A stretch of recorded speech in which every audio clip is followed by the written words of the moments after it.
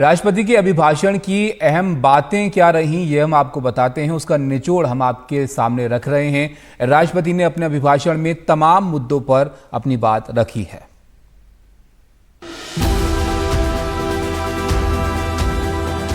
दो 2024 के लोकसभा चुनाव की चर्चा आज पूरी दुनिया में हो रही है। दुनिया देख रही है कि भारत के लोगों में लगातार तीसरी बार स्थिर और स्पष्ट बहुमत की सरकार बनाई है।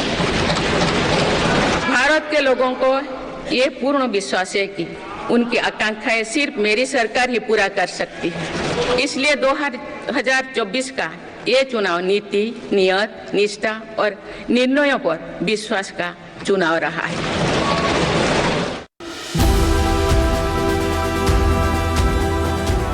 रिफॉर्म, परफॉर्म और ट्रांसफॉर्म के संकल्प ने आज भारत को दुनिया की सबसे तेजी से बढ़ने वाली अर्थव्यवस्था बना दिया है।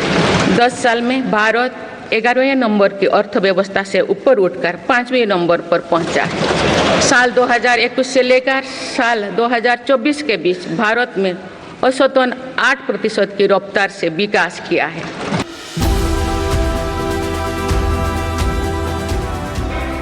परीक्षाएं किसी भी कारण से इनमें रुकावट आए ये उचित नहीं है। इनमें शुचिता और पारदर्शिता बहुत जरूरी है। हाल ही में कुछ परीक्षाओं में हुई पेपर लीक की घटनाओं की निष्पक्ष जांच और दोषियों को कड़ी से कड़ी सजा दिलवाने के लिए मेरी सरकार प्रतिबद्ध है। इससे पहले भी हमने देखा है कि कई राज्यों में पेपर लीक की घटनाएं होती रही है। इस पर दलीय राजनीति से ऊपर उठकर देशव्यापी ठोस उपाय करने की जरूरत है। संसद ने भी परीक्षा में होने वाली गड़बड़ियों के विरुद्ध एक सख्त कानून बनाया है।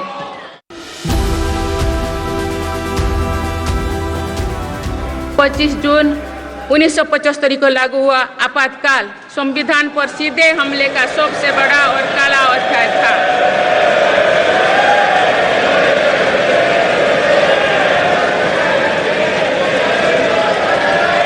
तो पूरे देश में हाहाकार मच गया था, लेकिन ऐसी असंवैधानिक ताकतों पर देश ने विजय प्राप्त करके दिखाया, क्योंकि भारत के मूल में गणतंत्र की परंपराएं रही है। मेरी सरकार नॉर्थ ईस्ट में स्थायी शांति के लिए निरंतर काम कर रही है।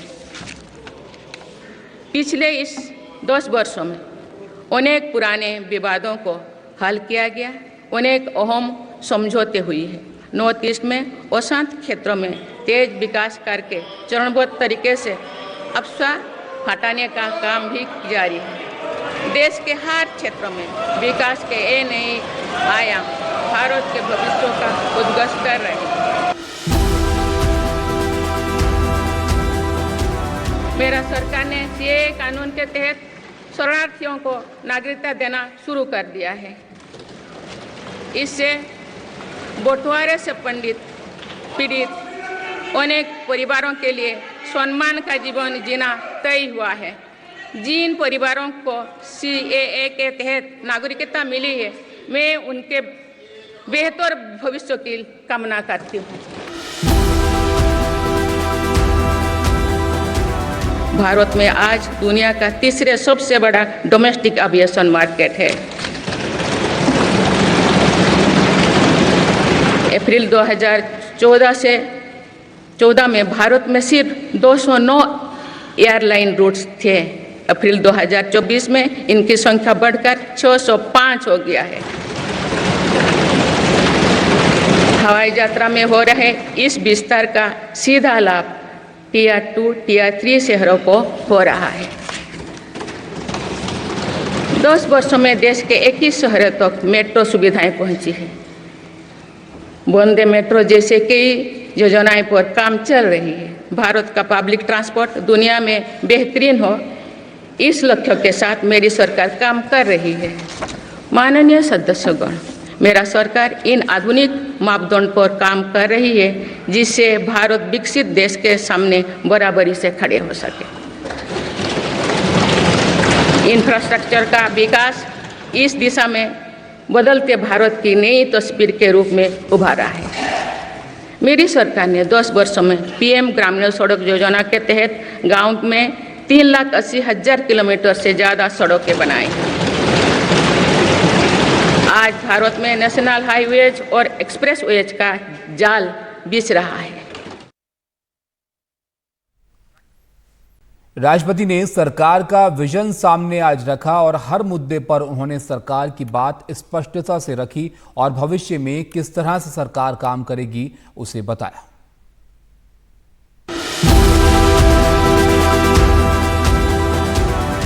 एक सशक्त भारत के लिए हमारे सैन्य बलों में आधुनिकता जरूरी है।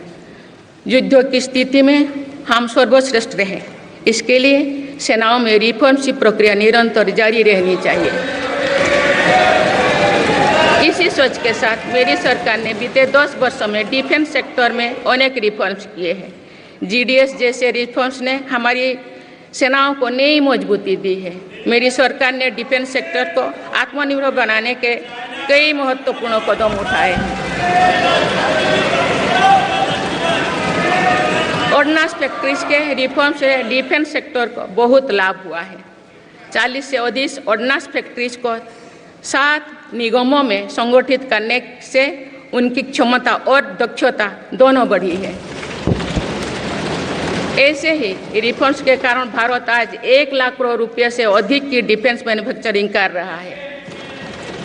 पिछले एक दशक में हमारे डिफेंस एक्सपोर्ट 18 गुना अधिक होकर 21,000 करोड़ रुपया तक पहुंच चुका है।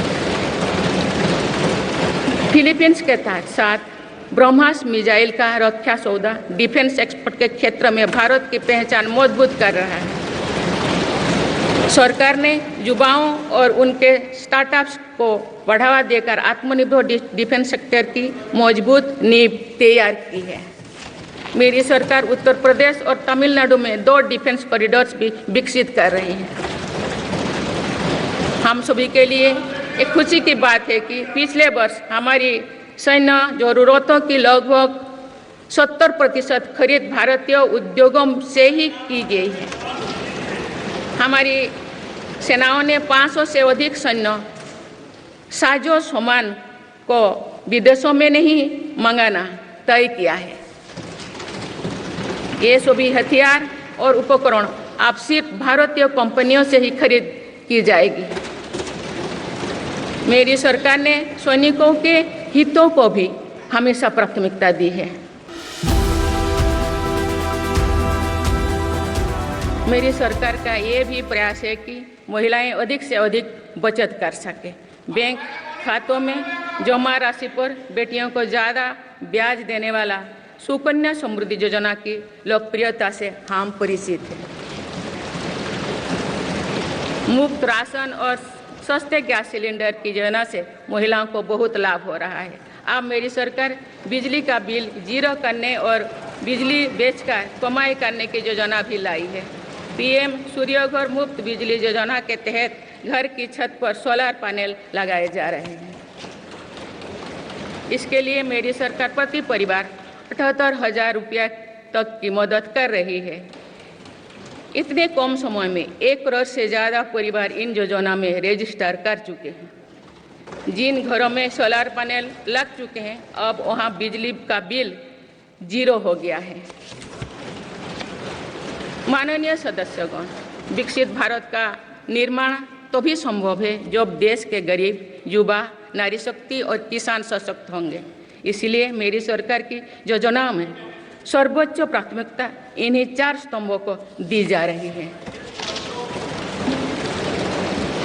हमारी कोशिश इन तो हर सरकारी योजना का लाभ पहुंचाने की है और यही सैचुरेशन को की अप्रोच भी है। जो भारत इस इच्छा शक्ति के साथ काम कर रही है कि सरकारी योजना से एक भी व्यक्ति छूटे नहीं, तो इसका लाभ सभी को होता है। सरकार की योजनाओं एवं सैचुरेशन अप्रोच के कारण ही 10 वर्षों में 25 करोड़ भारतीय गरीबी से बाहर निकले। इसमें अनुसूचित जाति, अनुसूचित जनजाति, पिछले वर्ग हर समाज, हर क्षेत्र के परिवार है। 10 वर्षों में लास्ट माइल डिलीवरी पर फोकस ने इन वर्गों का जीवन बदल दिया है। विशेषकर आदिवासी समाज में ये बदलाव और भी स्पष्ट नजर आ रहा है। माननीय सदस्यगण, मेरी सरकार देश के हर युवा को बड़े सपने देखने और उन्हें साकार करने के लिए जरूरी माहौल बनाने में जुटी है। बीते 10 वर्षों में ऐसे हर अवरोध को हटाया गया है जिसके कारण युवाओं को परेशानी थी। पहले अपने ही प्रमाण पत्रों को अटेस्ट करने के लिए युवाओं को भटकना पड़ता था। अब युवा सेल्फ अटेस्टेड करने का काम कर रहे हैं। केंद्र सरकार की ग्रुप सी, ग्रुप डी भर्तियों से इंटरव्यू को खत्म किया गया है। पहले जो विद्यार्थी सिर्फ भारतीय भाषा में पढ़ाई करते थे, उनके साथ अन्याय की जाती थी। मेरी सरकार ने नई राष्ट्रीय शिक्षा नीति लागू कर इस अन्याय को दूर करने के लिए कदम उठाए। युवाओं को अब भारतीय भाषा में इंजीनियरिंग की पढ़ाई का विकल्प भी मिला है। विगत 10 वर्ष में देश में 7 नई IIT, 16 IIIT, 7 IIM, 15 नए एम्स, 315 मेडिकल कॉलेज और 390 विश्वविद्यालय स्थापित किया गया है। मेरी सरकार इन संस्थानों को और मजबूत बनाकर आवश्यकता के अनुसार इनकी संस्था को भी बढ़ाएंगे। सरकार एक डिजिटल विश्वविद्यालय बनाने की दिशा में भी काम कर रही है। अटल टिंकरिंग लैब्स, स्टार्टअप इंडिया और स्टैंडअप इंडिया जैसे अभियान हमारे युवाओं का सामर्थ्य बढ़ा रहे हैं। इन्हीं प्रयासों से आज भारत दुनिया का तीसरा सबसे बड़ा स्टार्टअप इकोसिस्टम बन चुका है।